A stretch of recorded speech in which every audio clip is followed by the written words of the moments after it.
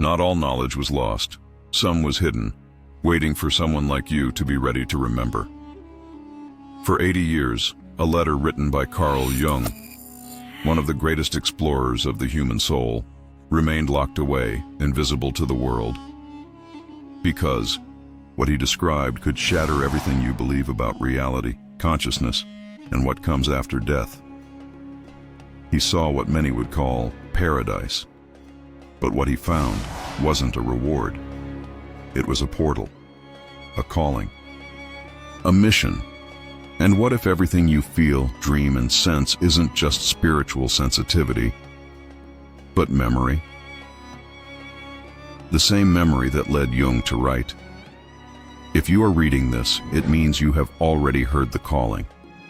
In this video, you will cross 8 hidden revelations, and at the end, something you've always known, but never dared to name, may finally find its voice.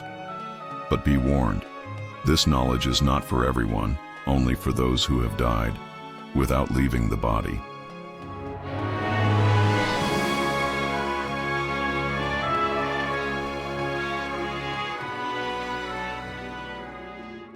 Code 1. The death that opens the eyes. The day Jung left his body. In 1944, Carl Jung crossed a threshold that few ever returned to describe. After suffering a heart attack, he found himself outside his body, watching his unconscious self from above as his awareness was pulled away from Earth. It wasn't a dream, it wasn't delirium, it was real, and it was only the beginning. Jung had an out-of-body experience he would never forget, and upon returning, he knew he couldn't share it with everyone, only with those who were truly ready. Before we continue, if this truth has already resonated within you, liking this video and subscribing to the channel isn't just supporting the content.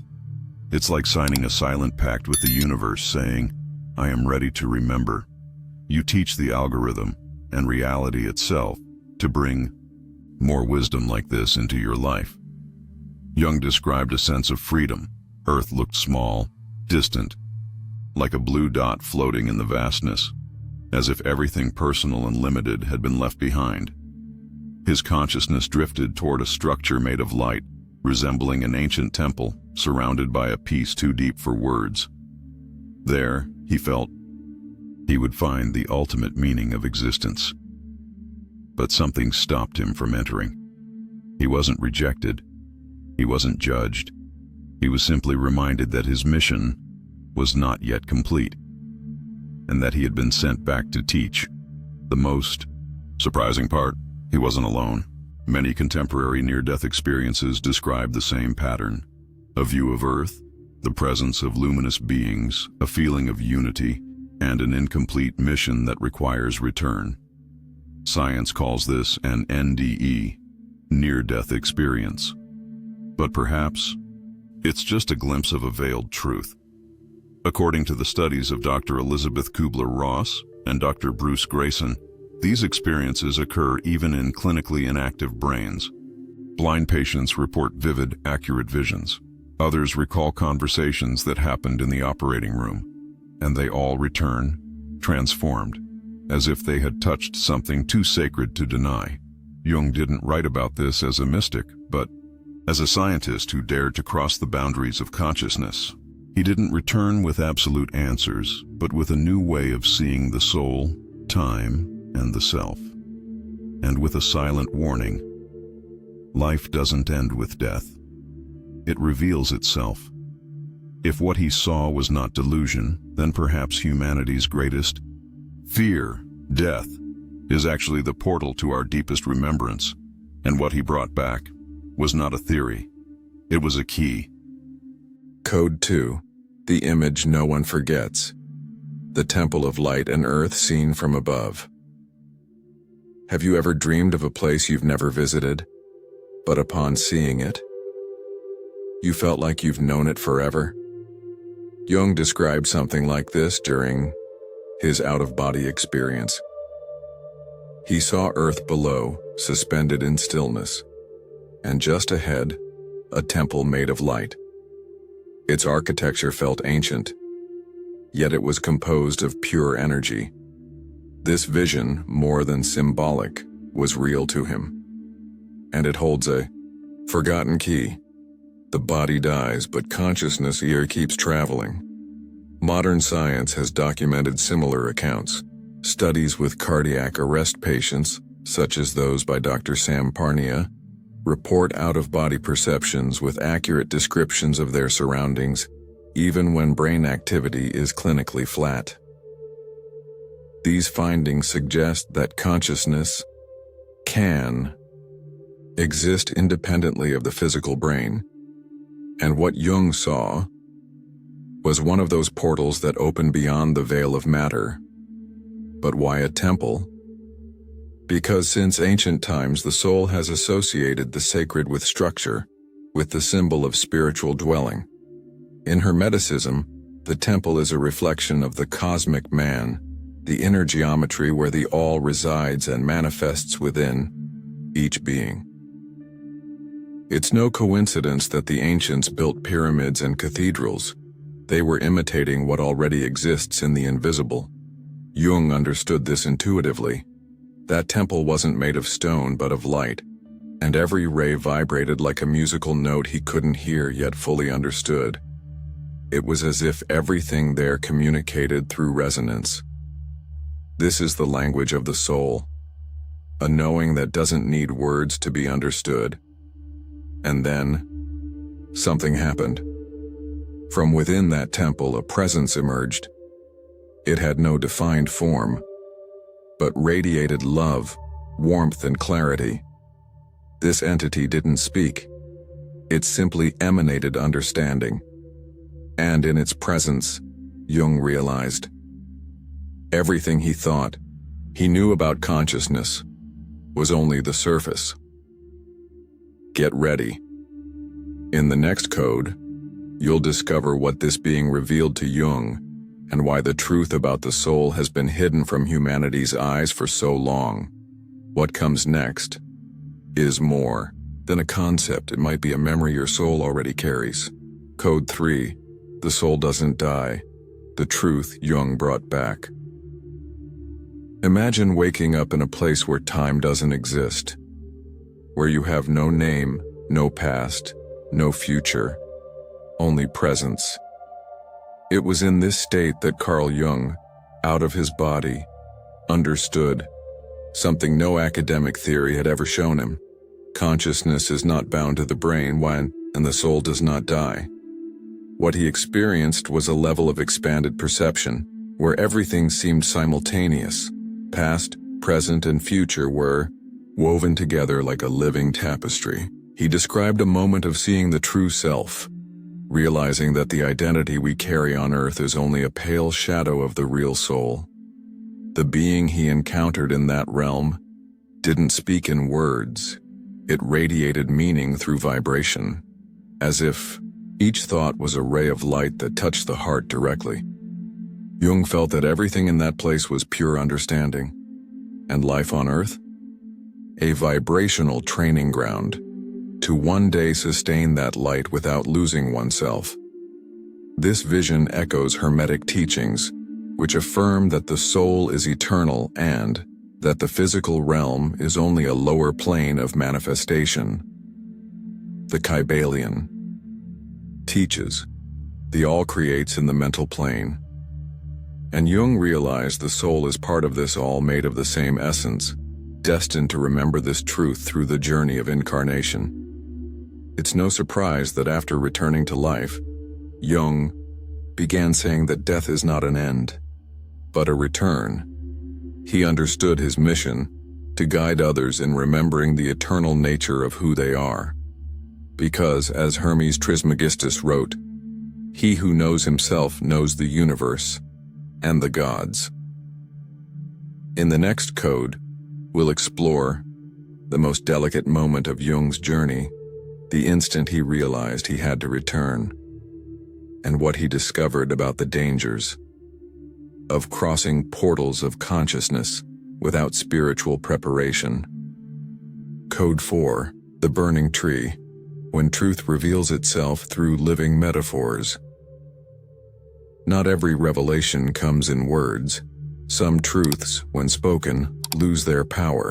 That's why so many masters used metaphors, and Jung understood this when, inside his expanded state of consciousness, he dared to ask, "What is truth?" The answer didn't come in sentences, but in symbols.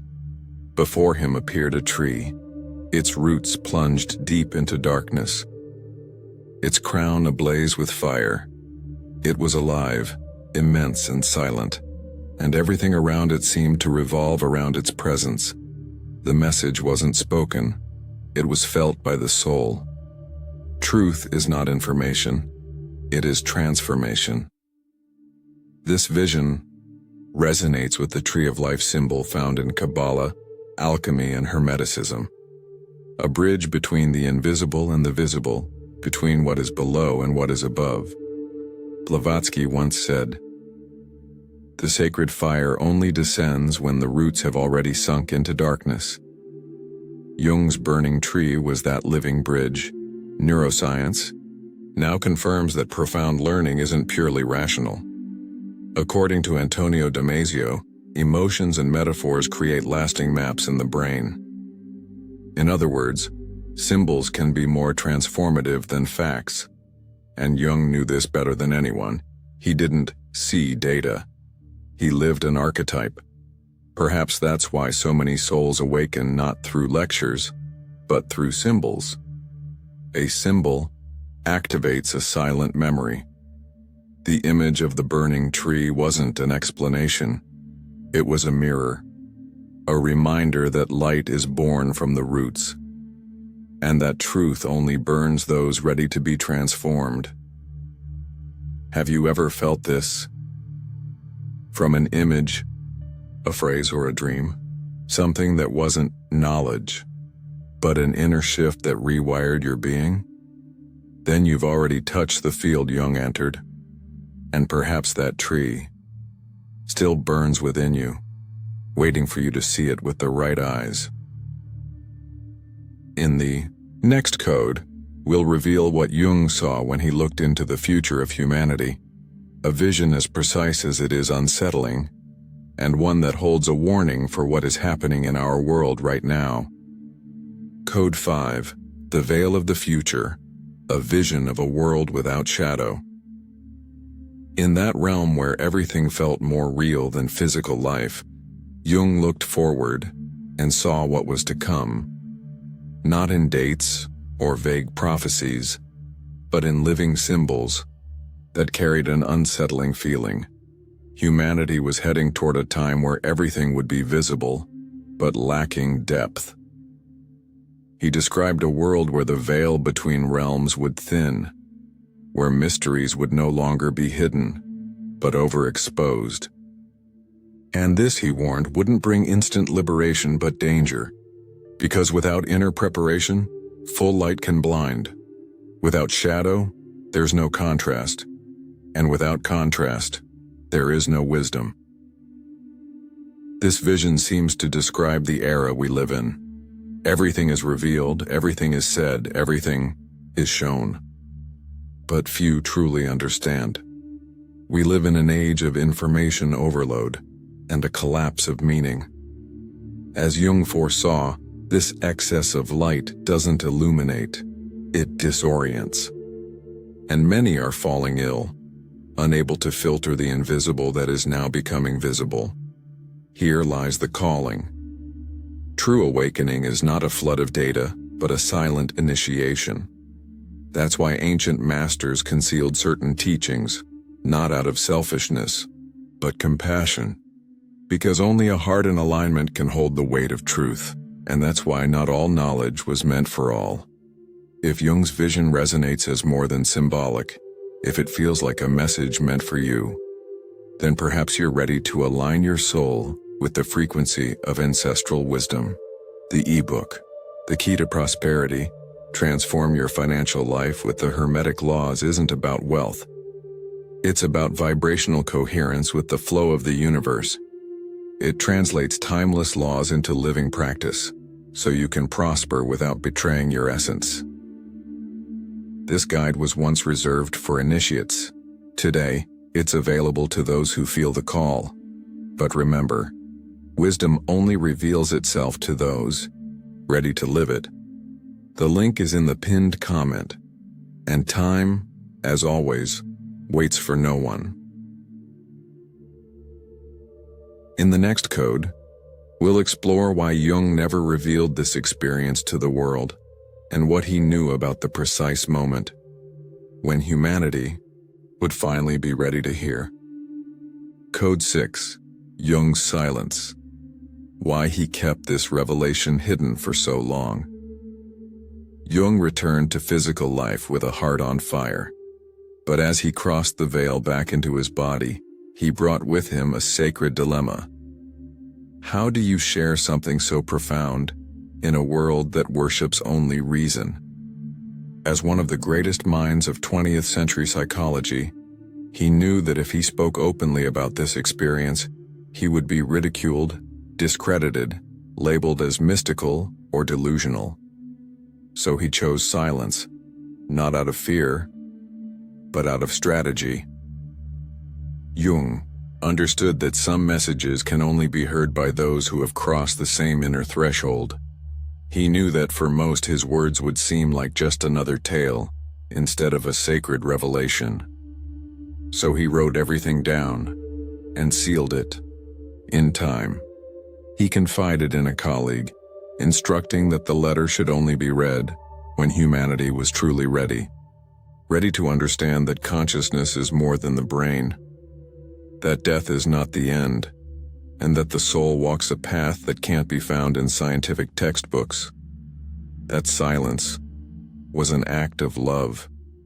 Jung waited. For you, for me, for all, those who today seek something beyond logic, something that touches the invisible without losing oneself in it.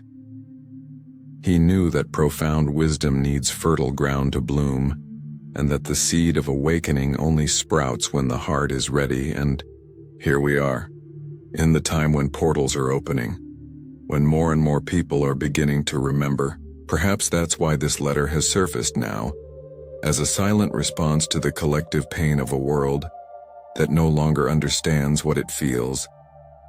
But to understand the language of this calling, you must die before you die. In the next code, you'll uncover the true meaning of symbolic death and why the ancients saw it as the most sacred rite of soul transformation. Code 7, the invisible initiation, symbolic death as a rite of passage. To die while still alive. For many, this sounds like a tragedy, but for the ancient initiates, and for Jung, it was the most sacred portal of all. In his account, he didn't just describe a mystical episode, but a ritual descent, a plunge into the abyss where the ego dissolves and the true self begins to emerge. In Hermeticism, this crossing is known as initiatic death. It doesn't cancel life, it purifies it. Ancient alchemists called the process solve et coagula, dissolve, to reconstitute. It's in this inner collapse where everything you thought you were breaks apart that the awakened soul is born. Because only those who die to what they were can be reborn into what they truly are. Jung saw this with crystalline clarity. He didn't return as the same man. Something had died. His culturally constructed identity, his attachment to the material, his need for control. And something else was born in its place, a conscious spark connected to totality. This, he realized, was the true purpose of life. What's even more remarkable? Science is beginning to confirm this. Studies of near-death experiences show deep and lasting changes in values, behaviors, and sense of purpose. Many describe the same symbolic pattern: a tunnel, a light, a life review, unconditional love. Symbolic death as Jung lived it, is, now emerging as a universal initiation. In Hermetic texts, Thoth said, "To be born into the higher world, one must die to the lower. This death is not an ending, it's an unveiling." And when Jung crossed that threshold and returned, he became a bridge between two worlds. He didn't just study the soul, he walked through it. In the next and final code, we will walk with Jung, to the very edge, to the moment he saw and heard. Something that cannot be described, but which holds the answer to the greatest mystery of all: who we are, where we came from, and why we chose to forget. Code 8, the final mystery, a truth that can only be felt. At the threshold between worlds, Jung saw an image, a tree, with roots deep in darkness, and a crown engulfed in flames. It wasn't a common symbol, it was a revelation. And when, he asked, what is the truth? This was the answer shown to him, because for Jung, truth was never a theory, it was a process, a fire that transforms pain into light. That image echoed what the ancients always taught. True wisdom is born from chaos. Every legitimate light carries the imprint of shadow. Hermeticism teaches everything is dual. There is no rising without falling, no gold without the alchemy of lead. The radiant soul is born from the ashes of the false self. When Jung returned to Earth, he brought that image as the seal of his initiation. But he didn't explain it, because what he saw couldn't be told and only felt. He understood that the greatest truths are not written in books, but in living symbols that echo across centuries, like the burning tree, like the fire that doesn't consume, but reveals. Many ask, what is the purpose of life? Jung didn't answer with words, but his journey points to something deeper. The purpose is to remember, not with the mind, but with the being. To remember who we were before fear, to remember what exists beyond time, to remember where we came from, and where we return when we become still. The soul, Jung once said, is the great mystery, and the one who dares to listen to it is never the same again, because to touch the soul is to touch the all, to remember that we are not lost, only distracted, and that everything we seek on the outside has always been waiting in the silence within. Now that you've walked this path, perhaps you already know, this isn't about understanding Jung, it's about remembering yourself, because the same fire that burned before him also lives within you, the invisible journey that reminds you of who you are. You haven't just watched a story about Carl Jung, you've walked an initiatory journey, a passage through the veils that separate the rational mind from the eternal soul. From the out-of-body experience to the burning tree, you were invited to remember that there is something within you that never died. We revisited Jung's mystical encounter and his revelation that consciousness is far more than a byproduct of the brain. We spoke of the fire that transforms pain into light, the silence that protects the sacred, and the courage to return to the world, to teach. Because deep down, that is your calling too. You've seen that Hermeticism, psychology, and near-death experiences speak the same language, the language of the soul. You realize that what Jung kept in silence, for fear of being misunderstood, now echoes as a silent resonance in souls ready to awaken. The remembrance of your origin doesn't come as a thought but as a vibration. And if you've made it this far, something in you has already awakened to that truth. Something ancient, something yours. Jung believed that individuation, the soul's path, requires courage to descend into the unconscious, to integrate the shadows, and to recognize the self as a spark of the all.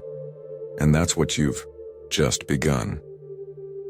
If this remembrance has awakened something deep within you, you may be ready to apply it in your practical reality. The ebook, The Key to Prosperity, Transform Your Financial Life with the Hermetic Laws, is an ancient map revealed only to those who feel that prosperity is also a spiritual frequency. You'll find it in the pinned comment, but know this: it's not for everyone. It's for those who are truly ready. Like, subscribe, and share this video as an act of energetic reciprocity. Because when you vibrate in truth, the universe responds in expansion. And now that this truth is alive within you, the next step is inevitable. Watch the video in the final card. These 7 ancient codes were hidden by the masters. It holds the final hidden keys to turn Jung's wisdom into inner alchemy. I'll see you there. Or perhaps somewhere between the veil and the awakening.